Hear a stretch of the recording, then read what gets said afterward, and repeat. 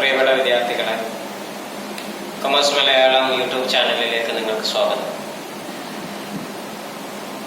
Shihab arts and science കോളേജിലെ വിദ്യാർത്ഥിനികൾക്ക് വേണ്ടിയിട്ടാണ് ഈ വീഡിയോ ചെയ്യുന്നത്. യഥാർത്ഥത്തിൽ ക്വാണ്ടിറ്റേറ്റീവ് ടെക്നിക്സ് എന്നുള്ള പാഠഭാഗത്തിൽ പ്രോബബിലിറ്റി ഡിസ്ട്രിബ്യൂഷൻ എന്ന ചാപ്റ്ററിലെ പോയ്സൺ പ്രോബബിലിറ്റി ഡിസ്ട്രിബ്യൂഷൻ എന്ന ഭാഗമാണ് നമ്മൾ ഇന്ന് ഡിസ്കസ് ചെയ്യാൻ വേണ്ടി പോകുന്നത്. അപ്പം നമ്മൾ ആദ്യം അറിയേണ്ടത് എന്താണ് പ്രോബബിലിറ്റി, എന്താണ് പ്രോബബിലിറ്റി ഡിസ്ട്രിബ്യൂഷൻ, എന്തൊക്കെയാണ് പ്രോബബിലിറ്റി ഡിസ്ട്രിബ്യൂഷൻസ് ഉള്ളത് എന്നെല്ലാം മനസ്സിലാക്കിയിട്ട് വേണം പോയ്സൺ പ്രോബബിലിറ്റി ഡിസ്ട്രിബ്യൂഷനിലേക്ക് പോകാൻ വേണ്ടി.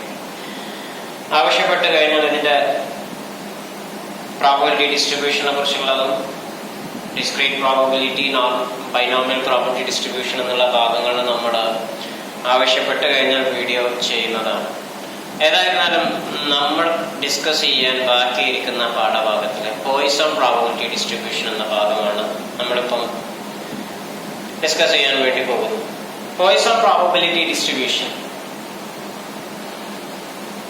എന്താണെന്ന് പഠിക്കുന്നതിന് മുൻപ് എന്താണ് പ്രോബബിലിറ്റി എന്ന് നമുക്ക് നോക്കാം. പ്രോബബിലിറ്റി എന്ന് പറഞ്ഞാൽ chance of occurrence of an event. ഒരു ഇവന്റ് സംഭവിക്കാനുള്ള സാധ്യതയെയാണ് നമ്മൾ പ്രോബബിലിറ്റി എന്ന് പറയുന്നത്. ആ ഇവന്റ് സംഭവിക്കാനുള്ള സാധ്യത, ഒരുപാട് സാധ്യതകൾ ഉണ്ടാവും ഒരു ഇവന്റിന് സംഭവിക്കാൻ. ആ സാധ്യതകളെല്ലാം കൂട്ടിയിണക്കി ചേർത്ത് കഴിഞ്ഞാൽ, ഒരു ട്രയൽ ചെയ്ത് കഴിഞ്ഞാൽ ഒട്ടനവധി ഇവന്റുകൾ ഉണ്ടാവും. ആ ഇവന്റുകളുടെ എല്ലാം സാധ്യതകളെ കൂട്ടിക്കഴിഞ്ഞാൽ നമുക്ക് 1 എന്നായിരിക്കും കിട്ടും. പ്രോബബിലിറ്റീസിന്റെ എല്ലാം ഇവന്റിന്റെ ടോട്ടൽ. ഇപ്പോഴും ഡെഫിനറ്റ് ആയിട്ട് ഒരു കാര്യം എന്തായാലും സംഭവിക്കുമെന്നുള്ളത് പ്രോബബിലിറ്റി റേഞ്ച് ചെയ്യുന്നത് 0 to 1 വരെയാണ് എന്ന് നമുക്കറിയാം. ഇതില് 0 ആണെങ്കിൽ ഇൻഡെഫിനിറ്റും 1 ആണെന്നുണ്ടെങ്കിൽ പ്രോബബിലിറ്റിയുടെ ആൻസർ 1 ആണെന്നുണ്ടെങ്കിൽ ഡെഫിനറ്റ് ആണ് ആ കാര്യം സംഭവിച്ചിരിക്കും.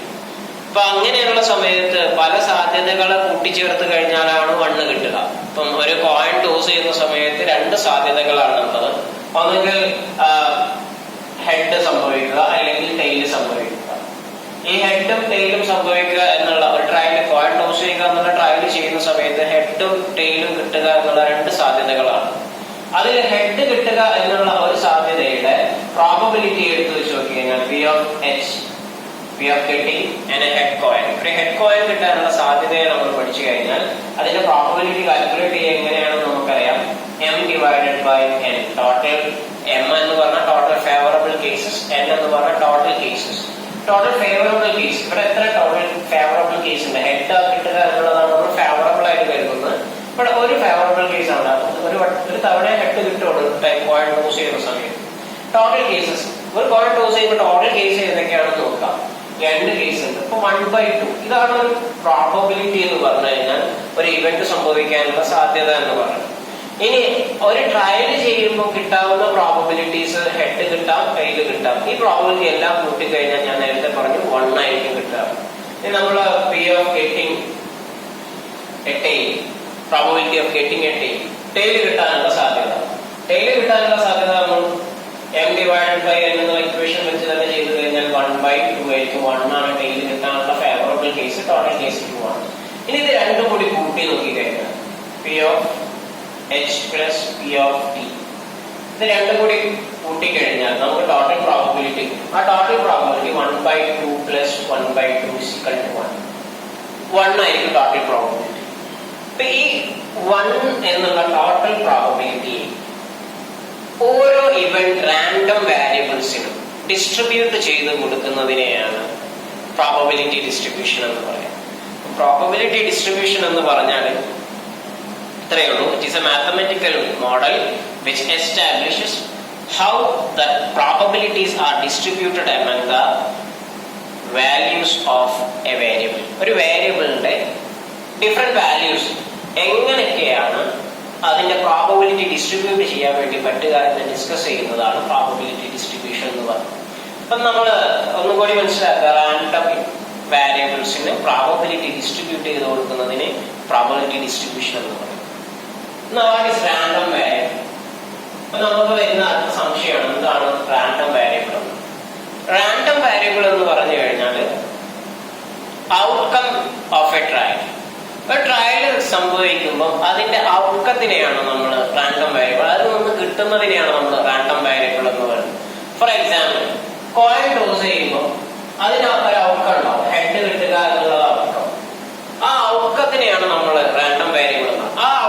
അതിന്റെ നമ്പേഴ്സിന് പ്രോബബിലിറ്റി ഡിസ്ട്രിബ്യൂട്ട് ചെയ്ത് കൊടുക്കുമ്പോൾ അത് പ്രോബബിലിറ്റി ഡിസ്ട്രിബ്യൂഷൻ ആണ്.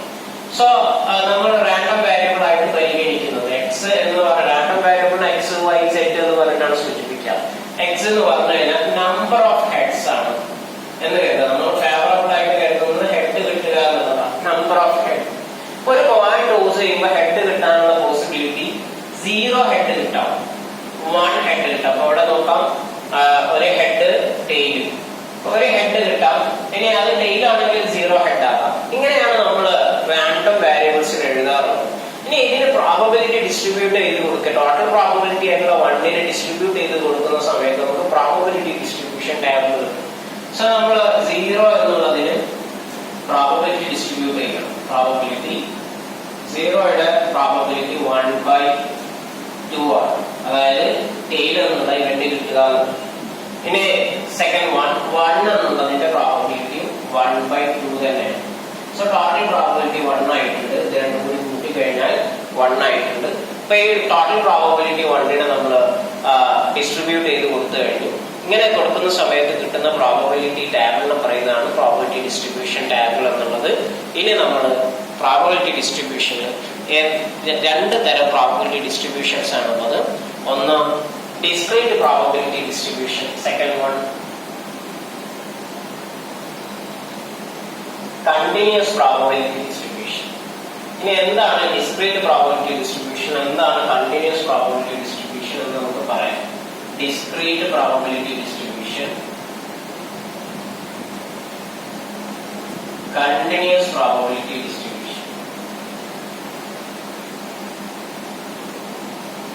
ഡിസ്ക്രീറ്റ് പ്രോബബിലിറ്റി ഡിസ്ട്രിബ്യൂഷൻ എന്ന് പറഞ്ഞു കഴിഞ്ഞാൽ ഡിസ്ക്രീറ്റ് റാൻഡം വേരിയബിൾസിന് പ്രോബബിലിറ്റി ഡിസ്ട്രിബ്യൂട്ട് ചെയ്ത് കൊടുക്കുന്ന ഡിസ്ട്രിബ്യൂഷൻ പറയുന്ന പേരാണ് ഡിസ്ക്രീറ്റ് പ്രോബബിലിറ്റി ഡിസ്ട്രിബ്യൂഷൻ. അപ്പൊ ഡിസ്ക്രീറ്റ് പ്രോബബിലിറ്റി ഡിസ്ട്രിബ്യൂഷൻ എന്ന ഡിസ്ക്രീറ്റ് റാൻഡം വേരിയബിൾസിന് പ്രോബബിലിറ്റി ഡിസ്ട്രിബ്യൂട്ട് ചെയ്ത് കൊടുക്കുമ്പോഴാണ് ഡിസ്ക്രീറ്റ് പ്രോബബിലിറ്റി ഡിസ്ട്രിബ്യൂഷൻ എന്ന് പറയുന്നത്. എന്താ ഡിസ്ക്രീറ്റ് റാൻഡം വേരിയബിൾ എന്ന് പറഞ്ഞാൽ? ഡിസ്ക്രീറ്റ് റാൻഡം വേരിയബിൾ നമ്മൾ മുമ്പൊക്കെ പഠിച്ചതാണ്. ഡിസ്ക്രീറ്റ് റാൻഡം വേരിയബിൾ എന്നാൽ നമ്പേഴ്സിൽ സൂചിപ്പിക്കുന്ന റാൻഡം വേരിയബിൾസിനെയാണ് ഡിസ്ക്രീറ്റ് റാൻഡം വേരിയബിൾ എന്ന് പറയുന്നത്.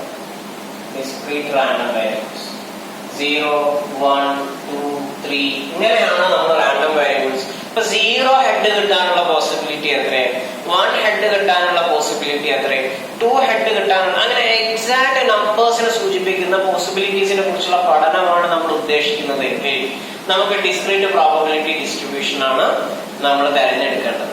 ഇനി കണ്ടിന്യൂസ് പ്രോബബിലിറ്റി ഡിസ്ട്രിബ്യൂഷൻ എന്ന് പറഞ്ഞു കഴിഞ്ഞാൽ കണ്ടിന്യൂസ് റാൻഡം വേരിയബിളിന് പ്രോബബിലിറ്റി ഡിസ്ട്രിബ്യൂട്ട് ചെയ്ത് കൊടുക്കുന്ന ഡിസ്ട്രിബ്യൂഷനെ പറയുന്ന പേരാണ് കണ്ടിന്യൂസ് പ്രോബബിലിറ്റി ഡിസ്ട്രിബ്യൂഷൻ. അപ്പൊ ഈ കണ്ടിന്യൂസ് റാൻഡം വേരിയബിൾ എന്താണ്? കണ്ടിന്യൂസ് റാൻഡം വേരിയബിൾ എന്ന് പറഞ്ഞു കഴിഞ്ഞാൽ റേഞ്ചിൽ റാൻഡം വേരിയബിൾസ് ഡിഫൈൻ ചെയ്യുകയാണെന്നുണ്ടെങ്കിൽ അതിനെ നമുക്ക് കണ്ടിന്യൂസ് പ്രോബബിലിറ്റി ഡിസ്ട്രിബ്യൂഷൻ എന്ന് പറയാം. എന്താ ഈ റേഞ്ചിൽ പ്രോബബിലിറ്റി റാൻഡം വേരിയബിളിനെ ഡിഫൈൻ ചെയ്യാന്ന് പറഞ്ഞാൽ 0 to 5, 5 to 10 എന്നൊക്കെ പറഞ്ഞിട്ടാണ് നമുക്ക് റാൻഡം വേരിയബിൾസിന്റെ പ്രോബബിലിറ്റി നമുക്ക് കാണേണ്ടതെങ്കിൽ ഇത് കണ്ടിന്യൂസ് പ്രോബബിലിറ്റി ഡിസ്ട്രിബ്യൂഷൻ ആണ്. അല്ലെങ്കിൽ നമ്മൾ അങ്ങനെയാണ് പ്രോബബിലിറ്റി ഡിസ്ട്രിബ്യൂട്ട് ചെയ്ത് കൊടുക്കുന്നതെങ്കിൽ അത് കണ്ടിന്യൂസ് പ്രോബബിലിറ്റി ഡിസ്ട്രിബ്യൂഷൻ. 0 മുതൽ 5 വരെ ഹെഡ് കിട്ടാനുള്ള പോസിബിലിറ്റി എത്ര, അല്ലെ 0 മുതൽ 5 വരെ ആളുകൾ പാസ്സാകാനുള്ള പോസിബിലിറ്റി എത്ര, ഇങ്ങനെയൊക്കെയാണ് നമ്മൾ പഠനം നടത്തുന്നതെങ്കിൽ discrete probability continuous probability distribution ആണ് നമ്മൾ ചൂസ് ചെയ്യേണ്ടത്. ഇനി ഡിസ്ക്രീറ്റ് പ്രോബബിലിറ്റി ഡിസ്ട്രിബ്യൂഷൻ എന്താണെന്ന് നമുക്ക് മനസ്സിലായിട്ടുണ്ട്. കണ്ടിന്യൂസ് പ്രോബബിലിറ്റി ഡിസ്ട്രിബ്യൂഷൻ എന്താണെന്ന് മനസ്സിലാക്കുന്നു കരുതുന്നു. ഇനി ഡിസ്ക്രീറ്റ് പ്രോബബിലിറ്റി ഡിസ്ട്രിബ്യൂഷനെ 2 തരത്തിൽ ഫൈൻഡ് ഔട്ട് ആയി. ഇപ്പൊ നമ്മൾ പറഞ്ഞു 0 ഹെഡ് കിട്ടാനുള്ള പോസിബിലിറ്റി എത്രയെന്ന് കാണാൻ നമുക്ക് ഡിസ്ക്രീറ്റ് പ്രോബബിലിറ്റി ഡിസ്ട്രിബ്യൂഷൻ ഉപയോഗിച്ചാൽ മനസ്സിലാവും. 1 ഹെഡ്, അങ്ങനെ എക്സാക്ട് നമ്പേഴ്സിന്റെ പോസിബിലിറ്റീസ് കാണാൻ വേണ്ടി, എക്സാക്ട് റാൻഡം വേരിയബിൾസിന്റെ പോസിബിലിറ്റീസ് കാണാൻ വേണ്ടി ഡിസ്ക്രീറ്റ് പ്രോബബിലിറ്റി ഡിസ്ട്രിബ്യൂഷൻ ഉപയോഗിക്കാം. അങ്ങനെ ഉപയോഗിക്കാൻ 2 വഴികളാണുള്ളത്. അതിലൊന്ന് ബൈനോമിയൽ പ്രോബബിലിറ്റി ഡിസ്ട്രിബ്യൂഷൻ എന്ന് പറഞ്ഞിട്ടുള്ള ഡിസ്ട്രിബ്യൂഷൻ ഇക്വേഷൻ പ്രകാരം നമുക്ക് കണ്ടെത്താം. രണ്ടാമത്തത് പോയിസൺ പ്രോബബിലിറ്റി ഡിസ്ട്രിബ്യൂഷൻ എന്നുള്ള ഇക്വേഷൻ പ്രകാരം കണ്ടെത്താം. ഇതിലെ പോയിസൺ ഡിസ്ട്രിബ്യൂഷനെ കുറിച്ചിട്ടാണ് നമ്മളിപ്പോൾ ഡിസ്കസ് ചെയ്യാൻ വേണ്ടി പോകുന്നത്. ബൈനോമിയലിനെ കുറിച്ചിട്ട് ഡിസ്കഷൻ വീഡിയോ ആവശ്യമുണ്ടെങ്കിൽ മാത്രം നമ്മൾ വിടുന്നതാണ്. ബൈനോമിയൽ പ്രോബബിലിറ്റി ഡിസ്ട്രിബ്യൂഷന്റെ പ്രത്യേകത മനസ്സിലാക്കി വെക്കുക. ബൈനോമിയൽ ഡിസ്ട്രിബ്യൂഷൻ എന്ന് പറഞ്ഞു കഴിഞ്ഞാൽ ഡിസ്ക്രീറ്റ് ഡിസ്ട്രിബ്യൂഷൻ ആയിരിക്കും. അതായത് 0, 1, 2 എന്ന റാൻഡം വാരിയബിൾസിന് പ്രോബബിലിറ്റി ഡിസ്ട്രിബ്യൂട്ട് ചെയ്ത് കൊടുക്കുന്നതോ അതുമായിട്ട് സംബന്ധിച്ച ക്വസ്റ്റ്യൻസിന് ആൻസർ ചെയ്യുന്നതോ ആയിട്ടുള്ള പ്രോബ്ലംസ് ആയിരിക്കും ബൈനോമിയൽ ഡിസ്ട്രിബ്യൂഷൻ ഉണ്ടാവുക. പിന്നെ അതിന് സ്പെഷ്യൽ ക്യാരക്ടറിസ്റ്റിക്സ് ഉണ്ട്. ഈ ക്യാരക്ടറിസ്റ്റിക്സിലുള്ള ഡിസ്ട്രിബ്യൂഷൻസിനെ പറയുന്ന പേര് ബൈനോമിയൽ പ്രോബബിലിറ്റി ഡിസ്ട്രിബ്യൂഷൻ എന്നാണ്. ആദ്യത്തെ character n is known. n അറിഞ്ഞിരിക്കണം എന്നുള്ളതാണ് ഒന്നാമത്തെ. n എന്ന് പറഞ്ഞു കഴിഞ്ഞാൽ നമ്പർ ഓഫ് ട്രയൽസ് അറിഞ്ഞിരിക്കണം ഒന്നും. രണ്ടാമത്തത് p remains same.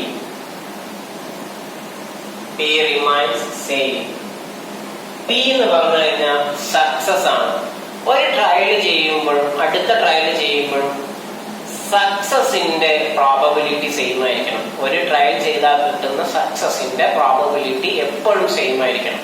For example, coin toss ചെയ്യുന്ന സമയത്ത് ആദ്യത്തെ കോയിൻ ടോസ് ചെയ്യുമ്പോൾ ഹെഡ് കിട്ടാനുള്ള പോസിബിലിറ്റി 1/5 ആണ്. അത് 10ാമത്തെ കോയിൻ ടോസ് ചെയ്യുമ്പോഴും 20ാമത്തെ കോയിൻ ടോസ് ചെയ്യുമ്പോഴൊക്കെ ആ കോയിൻ ടോസ് ചെയ്യുമ്പോൾ ഹെഡ് കിട്ടാനുള്ള പോസിബിലിറ്റി 1/5, 1/2 തന്നെ ആയിരിക്കും. ഇങ്ങനെയുള്ള ഡിസ്ട്രിബ്യൂഷന് നമുക്ക് ബൈനോമിയൽ ആണെന്ന് പറയാം. ഇൻഡിപെൻഡന്റ് ട്രയലുകൾ ഇൻഡിപെൻഡന്റ് ആയിരിക്കണം. ട്രയൽസ് ആർ ഇൻഡിപെൻഡന്റ് ട്രയലുകളായിരിക്കണം ഉണ്ടാകേണ്ടത്. ഡിപ്പെൻഡന്റ് ആകരുത്. ഒന്നും മറ്റൊന്നിനെ ഡിപ്പെൻഡ് ചെയ്യരുത്. ഒരു 10ാമത്തെ ട്രയലിനെ ഡിപ്പെൻഡ് ചെയ്തുകൊണ്ട് 11ാമത്തെ ട്രയൽ ഉണ്ടാവരുത്. എല്ലാ ട്രയലുകളും ഇൻഡിപെൻഡന്റ് ആയിരിക്കണം. 2 പോസിബിൾ ഔട്ട്കംസ് ഉണ്ടായിരിക്കണം. ഒന്ന് സക്സസ്, ഫെയിലിയർ എന്ന് പറഞ്ഞിട്ടുള്ള 2 പോസിബിൾ ഔട്ട്കംസ് ഉണ്ടായിരിക്കണം. ഇങ്ങനെയുള്ള 4 ക്യാരക്ടറിസ്റ്റിക്സ് ഫോളോ ചെയ്യുന്നതിന് നമുക്ക് ബൈനോമിയൽ പ്രോബബിലിറ്റി ഡിസ്ട്രിബ്യൂഷൻ എന്ന് പറയാം. ഇത് നമ്മൾ ക്ലാസ്സിൽ ഡിസ്കസ് ചെയ്തിട്ടുള്ളതാണ്. ഇനി നമുക്ക് ബൈനോമിയൽ പ്രോബബിലിറ്റി ഡിസ്ട്രിബ്യൂഷൻ സോൾവ് ചെയ്യുമ്പോഴുള്ള ഇക്വേഷൻ, ഇപ്പൊ p of x certain random വേരിയബിളിന്റെ പ്രോബബിലിറ്റി കാണണമെന്നുണ്ടെങ്കിൽ NCx p raised to x q raised to n minus x എന്നുള്ള ഇക്വേഷൻ യൂസ് ചെയ്യാമെന്ന് നമ്മൾ ഡിസ്കസ് ചെയ്തിട്ടുള്ളതാണ്. ആ ഭാഗം നമ്മൾ ക്വസ്റ്റ്യൻ ചെയ്തിട്ടുള്ളതുമാണ്. ഇനി നമുക്ക് ഭാവിയിൽ ആവശ്യമുണ്ടെങ്കിൽ ബൈനോമിയൽ ഡിസ്ട്രിബ്യൂഷൻ മാത്രമായിട്ട് ഒരു വീഡിയോ ചെയ്യാം. ഓർത്തു വെക്കുക, ഈ 4 ക്യാരക്ടറിസ്റ്റിക്സ് ഉള്ള ഡിസ്ട്രിബ്യൂഷന് ബൈനോമിയൽ പ്രോബബിലിറ്റി ഡിസ്ട്രിബ്യൂഷൻ n അറിയാം, p അറിയാം, p q എന്ന് പറഞ്ഞിട്ട് 2ആക്കി തരംതിരിക്കാൻ വേണ്ടി പറ്റണം. അതായത് p എന്ന് പറഞ്ഞു കഴിഞ്ഞാൽ സക്സസ്, q എന്ന് പറഞ്ഞു കഴിഞ്ഞാൽ ഫെയിലിയർ. ഇങ്ങനെ 2 ആയിട്ട് തരംതിരിക്കാൻ വേണ്ടി പറ്റണം. പിന്നെ അതേപോലെ തന്നെ ട്രയൽസ് ഇൻഡിപെൻഡന്റ് ആയിരിക്കണം, p റിമൈൻസ് സെയിം. ഇങ്ങനെ 4 ക്വാളിറ്റി ഉള്ള ഡിസ്ട്രിബ്യൂഷൻ നമുക്ക് ബൈനോമിയൽ പ്രോബബിലിറ്റി ഡിസ്ട്രിബ്യൂഷൻ എന്ന് പറയാം.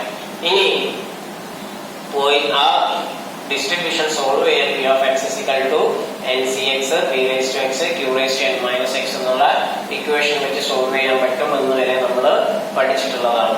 ഇനി നമ്മൾ പോയിസൺ പ്രോബബിലിറ്റി ഡിസ്ട്രിബ്യൂഷനിലേക്ക് കടക്കുകയാണ്. എന്താണ് Poisson probability distribution? 1837 Poisson probability distribution develop ചെയ്തിട്ടുള്ളത്. സൈമൺ ഡെനിയസ് പോയിസൺ എന്ന് പറഞ്ഞ മാത്തമാറ്റീഷ്യനാണ് നമുക്ക് വേണ്ടി പോയിസൺ പ്രോബബിലിറ്റി ഡിസ്ട്രിബ്യൂഷൻ ഡെവലപ്പ് ചെയ്തിട്ടുണ്ടായിട്ടുള്ളത്. Poisson probability distribution binomial probability ഡിസ്ട്രിബ്യൂഷനേക്കാളും എളുപ്പമാണ്. പോയിസൺ പ്രോബബിലിറ്റി ഡിസ്ട്രിബ്യൂഷൻസിന്റെ പ്രോബ്ലംസ് സോൾവ് ചെയ്യാന്ന് പറഞ്ഞാൽ എന്താണ് ഇതിന്റെ കൺസെപ്റ്റ് എന്ന് വളരെ കൃത്യമായിട്ട് മനസ്സിലാക്കി വെച്ചാണ്. എപ്പോഴാണ് പ്രോബബിലിറ്റി ക്വസ്റ്റ്യൻസ് ഉണ്ടാവുക, എപ്പോഴാണ് പ്രോബബിലിറ്റി ഡിസ്ട്രിബ്യൂഷന്റെ ക്വസ്റ്റ്യൻസ് ഉണ്ടാവുക, അതിൽ തന്നെ എപ്പോഴാണ് ബൈനോമിയൽ ആവുക, എപ്പോഴാണ് പോയിസൺ ആവുക എന്ന് കൃത്യമായിട്ട് മനസ്സിലാക്കി വെക്കണം. നമ്മളൊരു ക്വസ്റ്റ്യനിൽ NP തരികയാണെങ്കിൽ മനസ്സിലാക്കുക അത് നമ്പർ ഓഫ് ട്രയൽസും പ്രോബബിലിറ്റി ഓഫ് സക്സസും തന്നിട്ടുണ്ടെങ്കിൽ മനസ്സിലാക്കുക അത് ബൈനോമിയൽ പ്രോബബിലിറ്റി ഡിസ്ട്രിബ്യൂഷൻ ആണ്. ഇനി നമ്മളെ ക്വസ്റ്റ്യനിൽ തന്നിട്ടുള്ളത് n ക്വസ്റ്റ്യനിൽ തന്നിട്ടില്ല, അല്ലെങ്കിൽ n വളരെ ലാർജാണ്, p വളരെ ചെറുതുമാണ്. ആ സമയങ്ങളിൽ പോയിസൺ പ്രോബബിലിറ്റി ഡിസ്ട്രിബ്യൂഷൻ ഉപയോഗിക്കാം. വളരെ ചെറുതാണ് p, n വളരെ നമ്പർ ഓഫ് ട്രയൽസ് വളരെ വലുതുമാണെങ്കിൽ നമുക്ക് പോയിസൺ പ്രോബബിലിറ്റി ഡിസ്ട്രിബ്യൂഷൻ ഉപയോഗിക്കാം. അതേ സമയം തന്നെ n അറിയില്ല, ആവറേജ് നമ്പർ ഓഫ് സക്സസ് ആണ് തന്നിട്ടുള്ളത് എന്നുണ്ടെങ്കിലും പോയിസൺ പ്രോബബിലിറ്റി ഡിസ്ട്രിബ്യൂഷൻ ഉപയോഗിക്കാം. ഇപ്പൊ നമ്മള് ബൈനോമിയൽ പ്രോബബിലിറ്റി ഡിസ്ട്രിബ്യൂഷനിൽ ചില സമയങ്ങളിലൊക്കെ വരാവുന്ന പോരായ്മകളെ നികത്തുവാൻ വേണ്ടിയിട്ടാണ് പോയിസൺ പ്രോബബിലിറ്റി ഡിസ്ട്രിബ്യൂഷൻ വന്നിട്ടുള്ളത്. അപ്പൊ ആ പോരായ്മകളെ നികത്തുക എന്നുള്ളതിന്റെ ഉദ്ദേശ ലക്ഷ്യം ഇതായിരിക്കുമെന്ന് മനസ്സിലാക്കി വെക്കുക. എന്നറിയാത്ത സിറ്റുവേഷൻസ് ഉണ്ടാകാം. അങ്ങനെ എന്നറിയാത്ത നമ്പർ ഓഫ് ടൈംസ് എത്രണ്ണം വരും എന്നറിയാത്ത situation. For example, number of accidents in a junction. ഒരു ജംഗ്ഷനിൽ സംഭവിക്കാവുന്ന നമ്പർ ഓഫ് ആക്സിഡൻസ് എത്ര സംഭവിക്കുമെന്ന് നമുക്കറിയില്ല. So on an average per day എത്ര ആക്സിഡന്റ് സംഭവിക്കാറുണ്ട് എന്ന് നമുക്ക് സ്റ്റാറ്റിസ്റ്റിക്സ് കിട്ടും. അതിന്റെ അടിസ്ഥാനത്തിൽ നമുക്ക് ഒരു ആക്സിഡന്റ് സംഭവിക്കാനുള്ള സാധ്യത എത്ര, 2 ആക്സിഡന്റ് സംഭവിക്കാനുള്ള സാധ്യത എത്ര എന്ന് കണ്ടെത്തുവാനാണ് പോയിസൺ പ്രോബബിലിറ്റി ഡിസ്ട്രിബ്യൂഷൻ. ഞാൻ നേരത്തെ പറഞ്ഞു, പോയിസൺ പ്രോബബിലിറ്റി ഡിസ്ട്രിബ്യൂഷൻ എന്ന് പറഞ്ഞാൽ ഒരു ഡിസ്ക്രീറ്റ് പ്രോബബിലിറ്റി ഡിസ്ട്രിബ്യൂഷൻ ആണ്. അതില് തന്നെ എന്നറിയാത്ത സിറ്റുവേഷൻസിലാണ് കൂടുതലായിട്ട് പോയിസൺ പ്രോബബിലിറ്റി ഡിസ്ട്രിബ്യൂഷൻ ഉപയോഗിക്കുക. ഇനി പോയിസൺ ഉപയോഗിച്ച് ചെയ്യാൻ വേണ്ടി ബൈനോമിയൽ പറ്റും ഏത് സമയത്ത് n വളരെ കൂടുതലും p വളരെ ചെറുതുമാണെന്നുണ്ടെങ്കിൽ നമുക്ക് പോയിസൺ പ്രോബബിലിറ്റി ഡിസ്ട്രിബ്യൂഷൻ തന്നെ ഉപയോഗിച്ച് ചെയ്യാം. ഇനി പോയിസൺ പ്രോബബിലിറ്റി ഡിസ്ട്രിബ്യൂഷൻ തന്നെ ഉപയോഗിച്ച് ചെയ്യാമെന്ന് പറയുന്നത് ബൈനോമിയലിനേക്കാൾ എളുപ്പമുള്ളത് കൊണ്ടാണ്. ഇനി അത് ബൈനോമിയൽ വെച്ച് ചെയ്യാം. ബൈനോമിയൽ വെച്ച് ചെയ്യുമ്പോൾ കൂടുതൽ ഡിഫിക്കൽട്ട് ആവും. പോയിസൺ പ്രോബബിലിറ്റി ഡിസ്ട്രിബ്യൂഷന്റെ ഇക്വേഷൻ എന്താണെന്ന് നമുക്ക് നോക്കാം. പോയിസൺ പ്രോബബിലിറ്റി ഡിസ്ട്രിബ്യൂഷന്റെ ഇക്വേഷൻ ഇങ്ങനെയാണ്: P of x is equal to P of x is equal to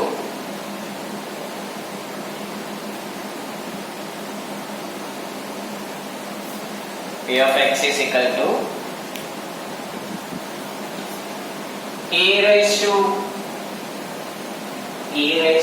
minus mu raised to x divided by x factorial. E raised to minus mu into mu raised to x divided by x factorial. എന്താണ് ഈ mu എന്ന് പറഞ്ഞാൽ? mu എന്ന് പറഞ്ഞാൽ average number of success ആണ്. ഇത് ക്വസ്റ്റ്യനിൽ നിങ്ങൾക്ക് തന്നിട്ടുണ്ടാവും, അല്ലെങ്കിൽ കാണാനുള്ള ഹിന്റ് ഉണ്ടാവും. ആവറേജ് നമ്പർ ഓഫ് സക്സസിനെയാണ് mu എന്ന് പറയുന്നത്. ഇനി x എന്ന് പറഞ്ഞു കഴിഞ്ഞാല് റാൻഡം വേരിയബിൾ. ഏതാണോ നിങ്ങൾ ഫൈൻഡ് ഔട്ട് ചെയ്യാൻ ഉദ്ദേശിക്കുന്ന റാൻഡം വേരിയബിൾ, അതാണ് x. ഇനി e എന്ന് പറഞ്ഞാല് ഒരു കോൺസ്റ്റന്റ് നമ്പർ ആണ്. 2.713 എന്ന് പറഞ്ഞൊരു കോൺസ്റ്റന്റ് നമ്പർ ആണ് e എന്ന് പറയുന്നത്. അപ്പൊ e raised to minus mu, ഇതിന്റെ വാല്യൂ നമുക്ക് ഒന്നുകിൽ സ്റ്റാറ്റിസ്റ്റിക്കൽ ടേബിളിൽ നിന്ന് കണ്ടെത്തണം, അല്ലെങ്കിൽ ക്വസ്റ്റ്യനിൽ തന്നിട്ടുണ്ടാവും. സ്റ്റാറ്റിസ്റ്റിക്കൽ ടേബിളിൽ എങ്ങനെ കണ്ടെത്തുന്ന ഒരു ചെറിയ വീഡിയോ ഞാൻ ചെയ്തു തരുന്നുണ്ട്. ഇപ്പൊ നിങ്ങൾ ക്വസ്റ്റ്യൻ ഉണ്ട് എന്ന് കരുതിയിട്ട് മിക്കവാറും ക്വസ്റ്റ്യൻ തരാറുണ്ട് e raised to minus mu യുടെ വാല്യൂ എത്രയാണെന്നുള്ളത്. എങ്ങനെ കാണാന്നുള്ളത് സ്റ്റാറ്റിസ്റ്റിക്കൽ ടേബിൾ ഉപയോഗിച്ച് കാണാം, അല്ലെങ്കിൽ 2.713 raised to എത്രയാണോ mu ആ വാല്യൂ അടിച്ചു കൊടുത്താൽ നമ്മൾ കാൽക്കുലേറ്റർ ചെയ്ത് കൊടുത്താലും ആൻസർ കിട്ടും. So mu is equal to average number of success. സക്സസിന്റെ ആവറേജ് നമ്പറിനെ കാൽക്കുലേറ്റ് ചെയ്യുന്ന പ്രതിനിധാനം ചെയ്യുന്നതാണ് mu എന്ന് പറഞ്ഞാൽ. സക്സസിന്റെ ആവറേജ് നമ്പർ എത്രയാണെന്നുള്ളത് ക്വസ്റ്റ്യനിൽ ഉണ്ടാകുമെന്ന് ഞാൻ പറഞ്ഞു, അല്ലെങ്കിൽ കാണാനുള്ള ഹിന്റ് ക്വസ്റ്റ്യനിൽ ഉണ്ടാവും. ഇപ്പൊ നമുക്ക് ക്വസ്റ്റ്യൻ ചെയ്യുമ്പോൾ കൂടുതൽ അതിനെ കുറിച്ച് മനസ്സിലാക്കാൻ വേണ്ടി പറ്റും. പോയിസൺ ഡിസ്ട്രിബ്യൂഷൻ എന്ന് പറഞ്ഞാൽ ഇപ്പൊ നിങ്ങൾ ഇത്രയും മനസ്സിലാക്കി വെക്കുക, എന്നറിയാത്ത സിറ്റുവേഷൻസിൽ അല്ലെങ്കിൽ എന്നെ വളരെ കൂടുതലുള്ള സിറ്റുവേഷൻസിൽ ഉപയോഗിക്കുന്ന ഡിസ്ട്രിബ്യൂഷൻ ടേബിളിനെ പറയുന്ന പേരാണ് പോയിസൺ ഡിസ്ട്രിബ്യൂഷൻ ടേബിൾ എന്ന്. ഇത് നമുക്ക് ഓരോ റാൻഡം വാരിയബിൾസിന്റെയും ആൻസേഴ്സ് എത്ര, പ്രോബബിലിറ്റി എത്രയാന്നുള്ളത് കണ്ടെത്താൻ വേണ്ടിയിട്ട് പറ്റും. ഇതെങ്ങനെയാണെന്നുള്ളത് നമുക്ക് ക്വസ്റ്റ്യൻ നോക്കിയിട്ട് ഡിസ്കസ് ചെയ്യാം. ഞാനിപ്പം ഇവിടെ ഒരു ക്വസ്റ്റ്യൻ നിങ്ങൾക്ക് തന്നിട്ടുണ്ട്, നോക്കുക. ക്വസ്റ്റ്യൻ ഒന്ന് നിങ്ങൾ വായിച്ചു നോക്കുക നന്നായിട്ട്. ചിലപ്പോൾ നിങ്ങൾക്ക് അത്ര ക്ലാരിഫൈഡ് ആയിരിക്കില്ല ഈ വീഡിയോയിൽ, അപ്പൊ അതുകൊണ്ട് ഞാനിവിടെ എഴുതുന്നുണ്ടെന്ന് നോക്കുക. If x follows Poisson distribution with a parameter, എന്താ ഡിസൈഡിങ് ഫാക്ടേഴ്സിനെ പറയുന്നതാണ് പാരാമീറ്റർ. ഇപ്പൊ പാരാമീറ്റർ ക്വസ്റ്റ്യനെ ഏത് വെച്ച് ചെയ്യണമെന്ന് തീരുമാനിക്കുന്ന ഫാക്ടറാണ് പാരാമീറ്റർ. അപ്പൊ പാരാമീറ്റേഴ്സ് എന്ന് പറഞ്ഞാൽ ഇവിടത്തെ പാരാമീറ്റർ mu ആണ്. mu മാത്രം ക്വസ്റ്റ്യനിൽ ഉണ്ടായാൽ മതി. ഇവിടെ n അറിയില്ല എന്ന് പറഞ്ഞു, p ഉണ്ടാകില്ല എന്ന് പറഞ്ഞു, ആവറേജ് നമ്പർ ഓഫ് സക്സസ് ആയിരിക്കും ഉണ്ടാവും. ഈ ആവറേജ് നമ്പർ ഓഫ് സക്സസ് മാത്രം ഉണ്ടായാൽ മതി ആൻസർ ചെയ്യാൻ വേണ്ടിയിട്ട്. mu is equal to 5 a p of x is equal to 0 B P of x is equal to 3, given that e raised to minus 2 is equal to 0.1353. Okay അല്ലേ? അപ്പോൾ നിങ്ങൾക്ക് കാണാമെന്ന് ഞാൻ കരുതുന്നു. If x follows Poisson distribution with the parameter mu is equal to 2, find P of x is equal to 0, P of x is equal to 3, given that e raised to minus 2 is equal to 0.1353. ഇനി നമ്മൾ മനസ്സിലാക്കേണ്ട കാര്യം, Poisson distribution ചെയ്യുമ്പോൾ നമുക്ക് ആകെ വേണ്ട കാര്യം parameter ആയിട്ടുള്ള മ്യൂ മാത്രമാണ്.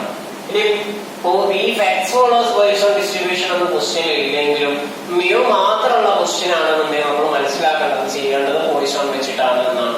ഇനി നമ്മൾ മ്യൂ വെച്ചിട്ടുള്ള പോയിസൺ വെച്ചിട്ടുള്ള ആൻസർ എങ്ങനെ ചെയ്യാമെന്ന് നോക്കാം. അപ്പൊ P of x is equal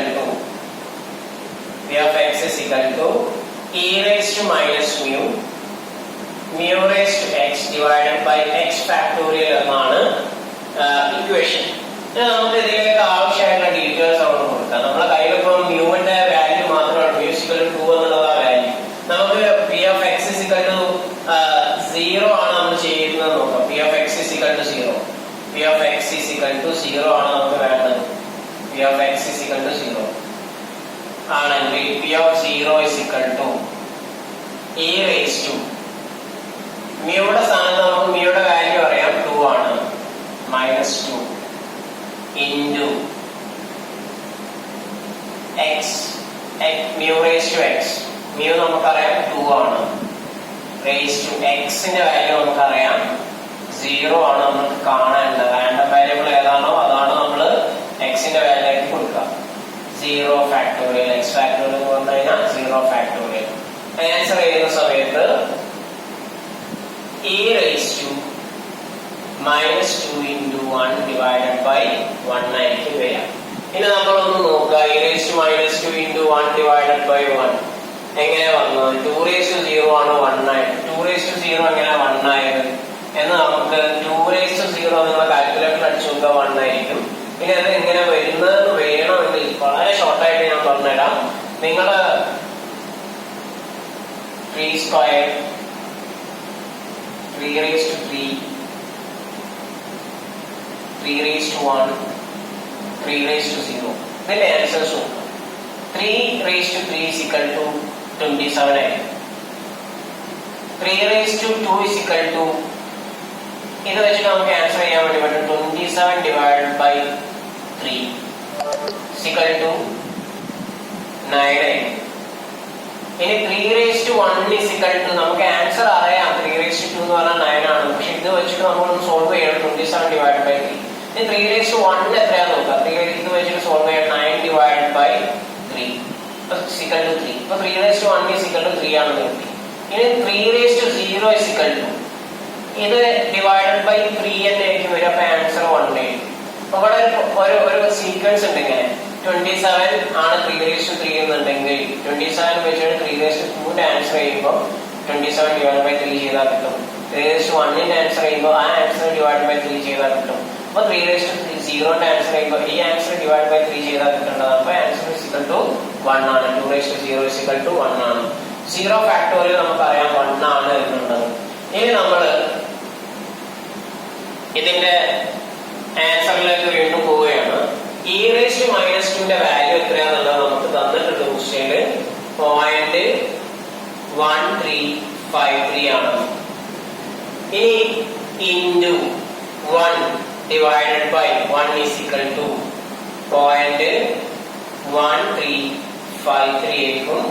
നമ്മളെ P of x is equal to 0 യുടെ P of 0 യുടെ പ്രോബബിലിറ്റി എന്ന് പറഞ്ഞു കഴിഞ്ഞാൽ 0.1353 ആയിരിക്കും. ഇതാണ് ഒരു പ്രോബബിലിറ്റി ഡിസ്ട്രിബ്യൂഷൻ ചെയ്യുമ്പോൾ പോയിസൺ പ്രോബബിലിറ്റി ഡിസ്ട്രിബ്യൂഷൻ ചെയ്യുമ്പോൾ നമുക്ക് ആകെ അറിയേണ്ടത് മ്യൂ മാത്രമാണ്. ഇക്വേഷൻ സോൾവ് ചെയ്യുക ഇങ്ങനെയാണ്. ഇനി e raised to minus 2 ന്റെ ആൻസർ കിട്ടാൻ പ്രയാസമാണെന്നുണ്ടെങ്കിൽ ഓർത്ത് വെക്കുക ഇന്റെ വാല്യൂ 2.713 ആണ്. ഇതിനോട് ഇപ്പോഴത്തെ മ്യൂയുടെ വാല്യൂ 2 ആണെന്ന് നമുക്കറിയാം. ഇപ്പോൾ -μ ആണുള്ളത്, -2 ഇടുക. എന്നിട്ട് നിങ്ങൾ കാൽക്കുലേറ്റർ ചെയ്ത് നോക്കുക, സയന്റിഫിക് കാൽക്കുലേറ്റർ ചെയ്ത് നോക്കുക. അപ്പൊ ഇതിലേക്ക് ആൻസർ കിട്ടുക 0.1353 ആയിരിക്കും ആൻസർ കിട്ടുക. ക്വസ്റ്റ്യൻ മിക്കവാറും തരാൻ സാധ്യതയുണ്ട്. ഇപ്പൊ 0.1353 into 1 divided by 1 ചെയ്ത് കഴിഞ്ഞാൽ 0.1353 ആയിരിക്കും P of 0 യുടെ ആൻസർ. ഇപ്പം ബൈനോമിയൽ ആകുമ്പോൾ കുറെ കൂടി കൂടുതൽ ചെയ്യണമായിരുന്നു. പോയിസൺ നമ്മൾ വളരെ കുറഞ്ഞ